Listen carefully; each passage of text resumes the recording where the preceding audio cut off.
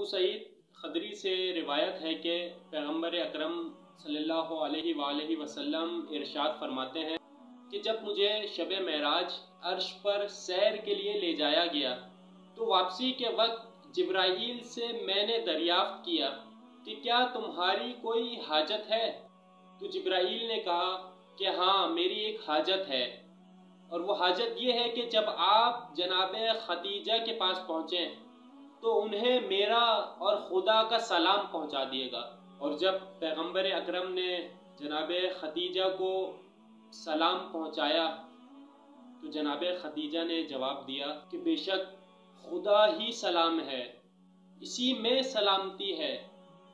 اور اسی کی طرف سلام کی بازگشت ہے، اور جبرائیل پر سلام ہے۔ کتاب خصائص فاطمیہ میں ذکر ہوا ہے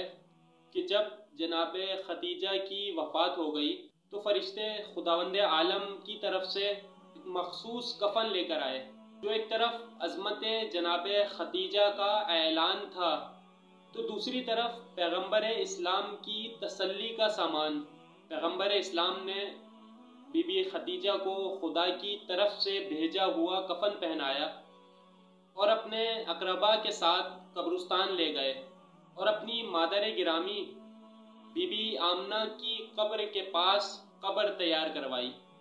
اور پھر کچھ دیر اس قبر میں لیٹے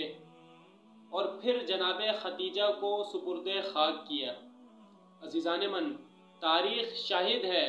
کہ جب تک آپ زندہ رہے جناب خدیجہ کو بہت یاد کرتے رہے۔ بار الہٰ اس باعظمت خاتون اور اس کی باعظمت بیٹی کے طفیل ہمارے گناہوں کی مغفرت فرما اور ہمیں دونوں جہان کی سعادتوں سے بہرہ مند فرما۔